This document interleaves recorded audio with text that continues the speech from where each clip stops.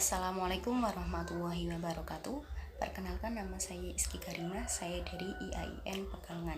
Dalam video ini saya akan membacakan beberapa surah dalam Al-Quran dan menjelaskan hukum bacaannya.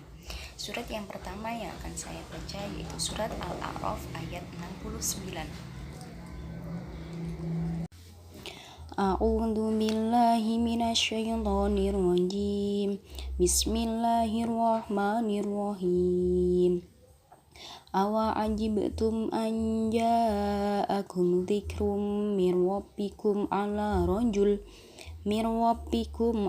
rajulim minkum liyundzirakum wadhkuru in ja'alakum khulafa'a min ba'di qaumi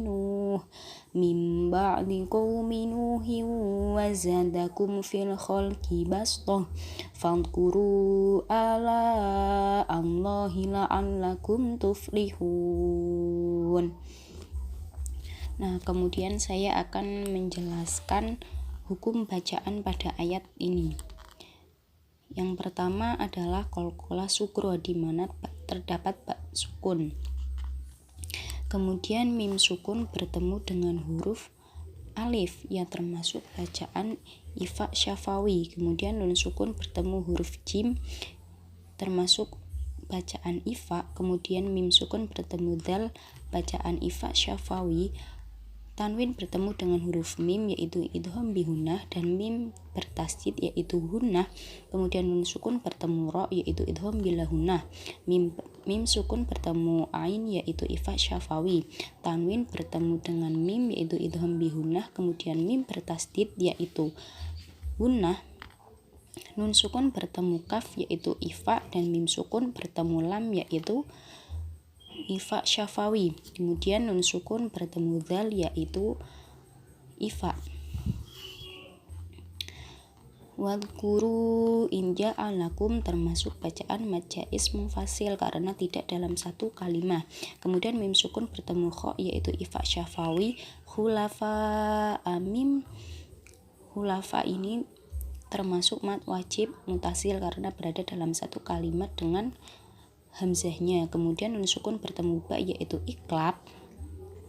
Kemudian tanwin bertemu huruf wawu yaitu idgham bihunnah. Kemudian za di sini adalah mad tabi'i. Kemudian mim sukun bertemu dengan huruf fa yaitu ifa syafawi. Kemudian di sini ada bacaan gharib yaitu bastotan, di mana dalam ilmu gharib bastotan ini ada 3 cara membacanya, yaitu shot dibaca shot dibaca sin, dan shot bisa dibaca shot bisa dibaca sin. Namun dalam ayat ini bastotan sendiri dibaca sin menjadi bastotan. Kemudian fadhkuru a ini termasuk bacaan mad jaiz munfasil karena tidak dalam satu kalimah. Kemudian a adalah mad badal. Kemudian lafaz Allah di sini adalah lafzul jalalah. Kemudian mim sukun bertemu huruf ta yaitu ifa syafawi. Kemudian tuflihun karena dibaca dalam akhir ayat menjadi mad arid li sukun. Nah, ayat kedua yang akan saya baca yaitu surat Yusuf ayat 11. Bismillahirrahmanirrahim.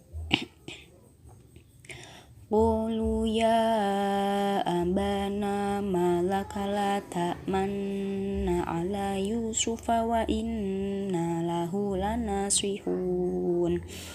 Nah, kemudian saya akan menjelaskan hukum bacaannya. Dimulai yang pertama. Ko ini bacaan mad tabi'i karena diikuti alif. Kemudian lu juga mad tabi'i, ba mad tabi'i, na mad tabi'i, ma mad tabi'i, la mad tabi'i. Kemudian la ta'manna. Nah, di sini ada bacaan ismam. Cara membaca ismam yaitu ketika di tengah-tengah dengung bacaan nun bertasydid ini bibir dihimpun atau dimoncongkan ke depan seakan-akan melafalkan dumah. Latak mana sendiri berasal dari kata latak manuna yang ditulis dengan 2 nun. Akan tetapi dalam ras Usmani ditulis menggunakan satu nun dan nun bertajdid seperti yang kita lihat ini. Nah, cara membacanya adalah dengan memadukan kedua bacaan tersebut sehingga menjadi lata mana. Pada saat ketika dengung nun bertasydid, maka di tengah-tengah bibir dimoncongkan ke depan seakan-akan melafalkan lafaz dumah. Nah, ada alasan lain, yaitu karena ditakutkan adanya kesalahpahaman bahwa ada yang menganggap la di sini sebagai la nahi yang artinya jangan. Sedangkan pada terjemah ayat ini, la di sini berfungsi sebagai la nafi atau yang berarti tidak. Dan lanjut, di sini terdapat huruf ya yang diikuti dengan wawu sukun yang termasuk dalam bacaan mad tabi'i. Kemudian inna di sini adalah nun bertasydid sehingga termasuk bacaan gunnah. Kemudian lahu di sini termasuk mad silah qasirah karena setelah huruf ha di sini tidak bertemu dengan huruf hamzah. Kemudian mad tabi'i la nasihun karena di akhir ayat maka menjadi mad arid li sukun. Nah, surat berikutnya yang akan saya bacakan yaitu surat Fussilat ayat 44. Bismillahirrahmanirrahim. Walau ja'alnahu Qur'anan a'jamiyyan laqulu laula fussilat ayatuh a'jamiyyun wa arabi qul huwa lilladzina amanu hudaw wa shifaa walladzina la yu'minuna fi adanihim waqrun wa huwa 'alaihim ama ulaika yunadawna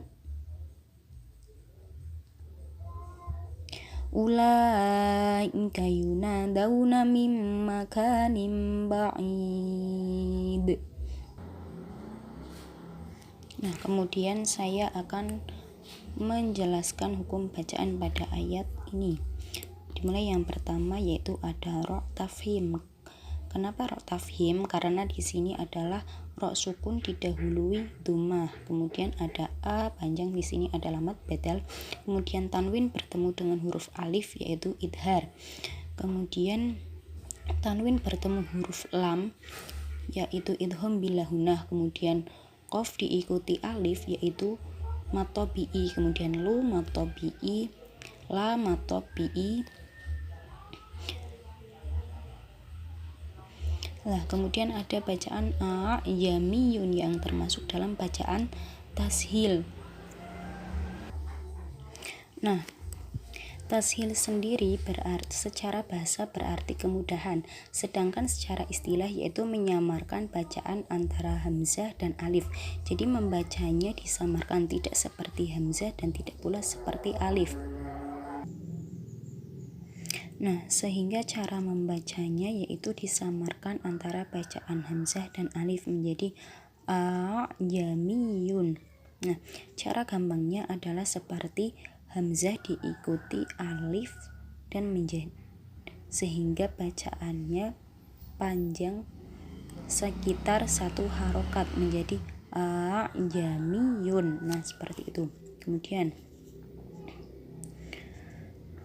amanu, lah a di sini termasuk mad badal. Kemudian hudan wa tanwin bertemu huruf wawu menjadi idgham bihunnah. Kemudian wasyifaun mad wajib mutasil karena berada dalam satu kalimat. La mad tabi'i, kemudian yu'minuna mad tabi'i, mad badal mad tabi'i. Mim sukun bertemu dengan huruf wawu yaitu ifa syafawi. Kemudian qaf sukun, dimana ini adalah bacaan qalqalah. Kemudian tanwin bertemu huruf wawu yaitu idgham bihunnah. Kemudian mim sukun bertemu ain yaitu ifa syafawi. Kemudian ulaika mad wajib mutasil. Kemudian nun diikuti alif yaitu mad tabi'i. kemudian nun sukun bertemu huruf mim yaitu idgham bihunah, kemudian mim bertasdid yaitu hunnah, kemudian kaf diikuti huruf alif menjadi mat tabi'i, kemudian tanwin bertemu huruf ba menjadi iklab, kemudian ba'idin karena di akhir ayat menjadi mat arid lisukun. Nah, kemudian ayat yang akan saya bacakan selanjutnya yaitu Al-Qiyamah ayat 27. Bismillahirrahmanirrahim. Wa qila man raqu. Nah, kemudian saya akan menjelaskan hukum bacaan pada ayat ini. Wa qila. Qaf di sini diikuti dengan ya sukun yang menjadi mat tabi'i, kemudian man raq. Nah, di sini adalah bacaan saktah, di mana cara membacanya adalah berhenti sejenak tanpa bernafas. Maka berhenti ketika waqilaman. Nah, di sini berhenti kemudian tanpa bernafas dijeda sebentar, kemudian dilanjutkan waqilaman raqu. Nah, seperti itu bacaan saktah. Nah, surat terakhir yang akan saya bacakan yaitu surat Ad-Dahr ayat 15 sampai 16 atau nama lainnya Al-Insan.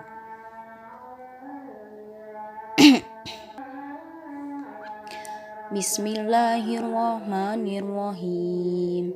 Wa yudhafu alaihim bi aniyatin min fiddatin wa akwabin kanat qawarira min fiddatin qaddaruha taqdira. Nah, kemudian saya akan menjelaskan hukum bacaan dari ayat ini. Yang pertama, tok suku, tok diikuti dengan alif menjadi mat tabi'i, kemudian mim sukun bertemu dengan ba yaitu idhar syafawi, kemudian alif panjang dengan fathah tegak yaitu mat badal, kemudian tanwin bertemu dengan huruf mim yaitu idgham bihunah, kemudian mim sukun sendiri yaitu mim bertasdid yaitu hunnah, kemudian nun sukun bertemu dengan huruf fa yaitu ifa, kemudian tanwin bertemu dengan huruf wawu yaitu idgham bihunnah, kemudian tanwin bertemu dengan huruf kaf yaitu ifa, kemudian ada bacaan qawariro. Bacaan qawariro ada 3 cara membacanya. Yang pertama, jika berhenti pada qawariro ayat 15 maka roknya dibaca panjang. Nah, kemudian qawariro pada ayat 16 dibaca pendek menjadi seperti ini.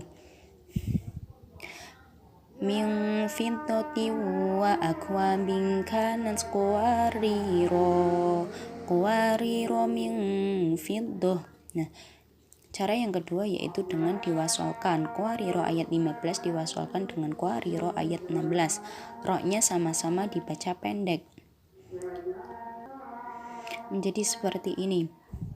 Min fiddati wa akwabin kanat qawariro min fiddah. Nah, sama-sama dibaca pendek. Kemudian cara yang terakhir yaitu berhenti pada qawariro ayat 16 dan dibaca sukun. Min fiddati wa Saya ulangi, min fiddati wa akwabin kanat qawarir.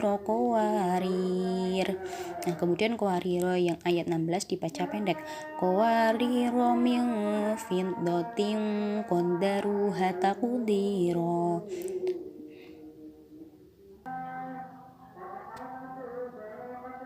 Sekian dari saya, mohon maaf bila ada kekurangan dan kesalahan, semoga bermanfaat. Wassalamualaikum warahmatullahi wabarakatuh.